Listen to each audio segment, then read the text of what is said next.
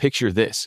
It's the golden age of piracy. You are stuck on a ship for months, hundreds of miles from land. Catching fresh rainwater during the trip is a lottery. Sometimes you hit the jackpot. Mostly, you just burn. If the sky stays dry, you must hunt for random islands, dig dirty wells, or politely steal from other ships.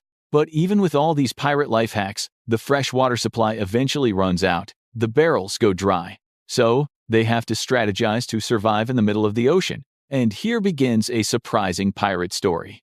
Everyone knows seawater is a forbidden, salty soup. So how did they survive long voyages without a Brita filter? The sun is absolutely blasting. You are floating on the ocean. Water to the left, water to the right of you. It stretches out as far as the eye can see. But no matter what, you cannot safely drink a single drop of it. Welcome to the harsh reality of pirate life between 1650 and 1730. Scurvy was the least of your daily problems. Their ships were often floating hundreds of miles away from dirt. No rivers, no wells, no water fountains. And the absolute worst part, it hasn't rained for weeks. The sky's a giant blue heater baking the wooden deck. Surviving this dry spell seems mathematically impossible. You'd expect the crew to just shrivel up and perish. But surprisingly, pirates didn't just drop dead from thirst. In fact, they were weirdly active on the board. They were busy fixing sails, keeping watch at night, and fighting off enemies with a lot of crazy energy. How does that happen? How do you not turn into a human raisin and actually survive out in the salty sea?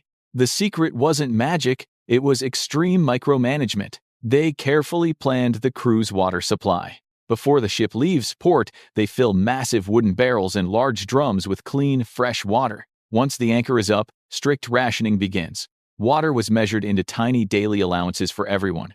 When the captain noticed barrels getting light, panic mode engaged. The daily ration was immediately slashed. When that happens, the whole crew knows the grim truth. They might run completely dry before seeing land. Records from English privateer Edward Cook in 1708 show that messing with the water supply was a huge crime. Thirsty sailors who dared to steal an extra sip or violate strict rations faced absolutely brutal punishments. We aren't talking about a timeout. There was a terrifying punishment back then called being whipped and pickled. First, a heavy whip is used to strike the rule breaker's back. It is exactly as painful as it sounds today. Then comes the pickle part. Salt or strong brine is violently rubbed directly into the sailors' fresh wounds. They claimed the salt helped fight infection, but let's be real, it was mostly to make the guys scream in agony. This brutal spa treatment showed the crew just how precious a single drop of water was on a long ocean voyage. When the sky finally decided to rain, it was a frenzy. Sailors used sails, canvas, and buckets to catch water. They would rig up simple cloth sieves to filter out the gross deck dirt before dumping it into main barrels. Rain is fantastic because it's totally free. But there is a massive problem with relying on the weather forecast. It doesn't always rain. In areas with trade winds, you could stare at a dry, cloudless sky for many weeks. So, smart pirates never relied solely on rain. When they spotted an island, it was time for a treasure hunt. They weren't looking for gold. They hunted for natural springs, muddy streams, or water under the shore sand. Sometimes, they just stalked seabirds. If you see a flock of birds, there's a good chance an island is nearby.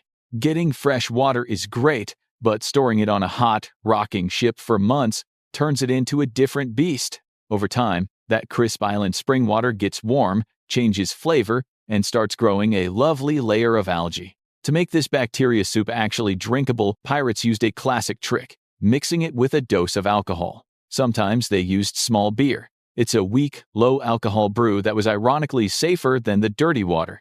But what happens if the beer is gone, the water is gone, and the barrels are empty?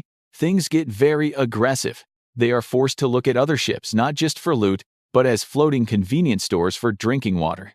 When a plump merchant ship is spotted on the horizon, pirates know it's packed with valuable goods and snacks. But more importantly, it has heavy water containers. When they board, the first stop is the lower deck tanks. It's ultimate proof that in the middle of a deadly, dry ocean, a simple barrel of water is more valuable than gold. Stealing water isn't a walk in the park. Attacking another heavily armed ship carries massive risks and dangers. The merchant crew might actually fight back with cannons, or worse, the ship might have a heavy military escort. And let's not forget the Navy. If military ships are patrolling nearby, a simple water heist turns into a chase. So, pirates avoided attacking just for water, unless they absolutely had to. It was a high-stakes gamble for life, but eventually, a crew might hit rock bottom. No water tanks, no rain, no islands, and no ships to rob blind. Only then, in the darkest depths of thirst, would they consider the desperate solution: the forbidden ocean juice. It's something they know is incredibly dangerous. Honestly, it's way more lethal than taking a cannonball hit. Every single sailor avoided it like the plague. We're talking about the fatal mistake of drinking raw seawater. Sailors of the past weren't stupid. They knew one absolute rule of the ocean: drinking seawater leads to the grave. When a human drinks seawater, a terrifying biological chain reaction starts happening inside the body's plumbing. Seawater is insanely salty. When you gulp it down, all that excess salt is rapidly absorbed into your bloodstream. And this is where the biological nightmare begins. Your poor kidneys have a strict limit on processing that salt. The human kidney can only pump out a certain concentration of salt through urine. Seawater breaks this limit. When a massive salt dump enters the body, the kidneys panic. They desperately need more water to flush it out. So, to get rid of the ocean salt, your kidneys steal water from your own body. They drain your cells for urine. The horrifying math is simple. To process 1 cup of seawater, your body has to pee out more than 1 cup of liquid. The result? Instead of quenching your burning thirst, drinking the ocean actually makes you dehydrate much faster. Over time, the side effects snowball into a disaster: extreme thirst, dizzy spells, vomiting, and muscle weakness.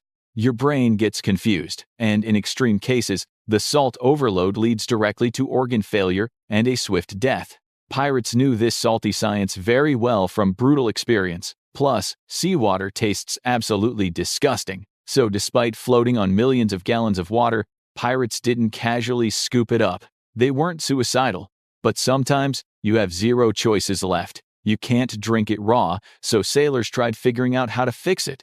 Enter the science of distillation. This wasn't a shiny new idea, even back in the gritty days of the pirate era. Smart scholars and ancient sailors had known about distillation for centuries. It's basically boiling dirty water. In the 16th century, European nerds proved that if you boil gross water and catch the steam, salt is left behind. An Italian scholar named Gian Battista della Porta wrote a whole book about this cool trick called Magia Naturalis. He explained how to use a device that boils liquid into vapor, then cools it down until it turns back into pure water. Even though he wasn't writing a survival guide for pirates, the exact same scientific principle applies to the sea. This clever idea became the basis for DIY distillation setups that desperate sailors built when dying of thirst.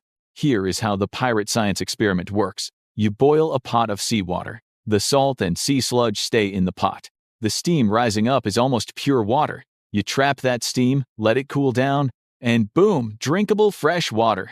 In theory, it's a brilliant survival hack. But in the chaotic, real life of a pirate, this process was a nightmare.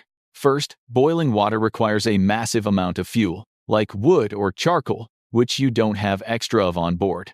Second, it is painfully slow. You burn a ton of wood just to get a tiny little cup of fresh water from a sea boiler.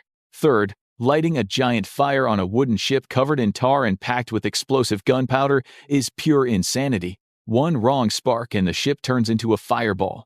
Plus, the huge plume of smoke would instantly attract the Navy.